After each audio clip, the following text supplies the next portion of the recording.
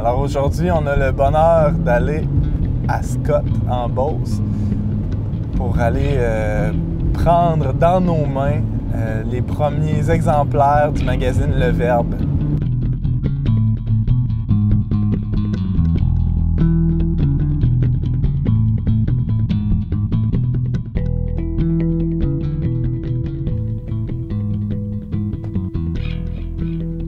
Pour moi, Le Verbe, c'est le magazine catholique qui n'existait pas et qui existe. C'est une revue autour de laquelle je souhaite que des gens se réunissent et déjà, on peut le constater.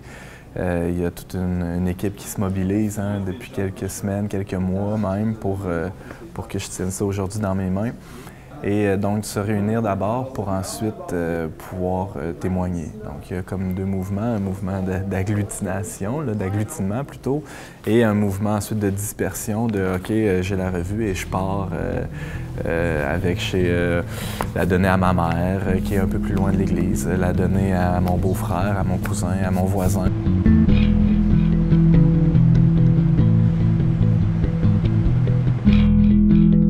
Le Verbe, c'est ce qu'on désire donner à notre lectorat. C'est une publication qui est née grâce à l'Esprit Saint, dans le fond, suite à La vie est belle, qui est inspirée aussi à notre rédacteur en chef, qui a eu l'idée de lancer un nouveau format qui convient davantage, selon nous, aux besoins de notre lectorat.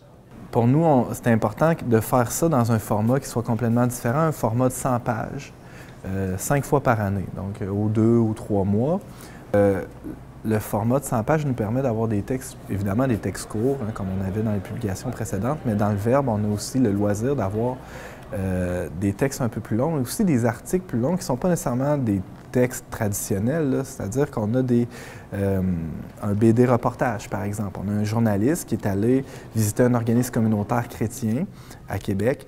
On a aussi un photoreportage dans le premier numéro qui rapporte la situation des chrétiens qui sont exilés suite aux pressions de l'État islamique dans le Moyen-Orient, en Irak, en Syrie.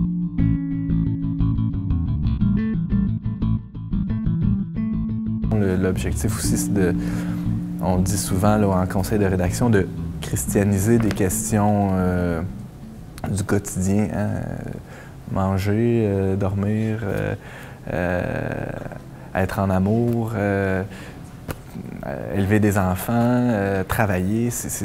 Donc, c'est pour ça qu'on utilise des dossiers à chaque numéro. On a un dossier qui part d'une question. Le prochain, par exemple, sera la musique. Bon, on a ça dans notre quotidien, la musique. Qu'est-ce que l'Église a à dire là-dessus? Qu'est-ce que certains témoins ont à dire là-dessus, des chrétiens? Qui est du nom, bien, on voulait aussi donner un nom qui rejoint plus de gens et qui correspond à ce qu'on fait aussi. C'est-à-dire, nous, on est appelés à transmettre le Verbe. On est appelés à faire chair le Verbe, à mettre des mots sur le papier qui réveillent le Verbe dans le cœur des gens.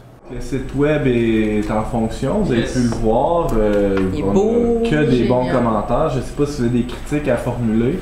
Parallèlement à ça, on a le site web qui est une plateforme de blogage. Alors, il y a des blogueurs, on a environ une vingtaine de blogueurs réguliers qui, à chaque mois, publient un commentaire sur l'actualité, une critique d'un film, un commentaire sur une lecture qu'ils ont pu faire, qui vont émettre leur avis sur sur des questions qui nous touchent, des sujets sensibles, pas nécessairement qui touchent l'Église directement, mais qui vont apporter une lecture chrétienne des événements qui nous entourent. Dans l'équipe de blogueurs, il y a des gens de tous les horizons, avocats, artistes, étudiants, philosophes, bon, vraiment toutes sortes de monde, assez jeunes pour la plupart. Et le blog, dans le fond, vise à être diffusé plus largement ou rejoindre des gens peut-être plus extramuros, là, on pourrait dire.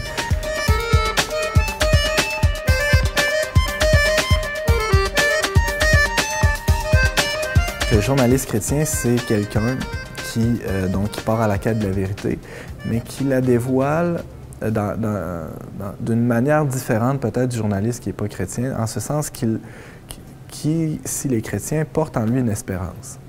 Et que la bonne ou la mauvaise nouvelle est nécessairement teintée de la bonne nouvelle avec un B majuscule et un N majuscule. C'est-à-dire que une mauvaise nouvelle, par exemple, qui va être traitée par le journaliste chrétien, ne pourra pas être traitée avec un sensationnalisme ou avec un voyeurisme. Même chose pour les bonnes nouvelles, finalement. Alors, on va toujours, le journaliste chrétien, chercher à dégager du sens.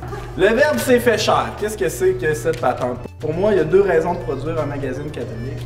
Se réunir et témoigner. Je suis tellement fière du résultat que j'ai décidé de faire photographier mon édition. Là-dedans, full témoignage, full photo. On a des super beaux reportages photos.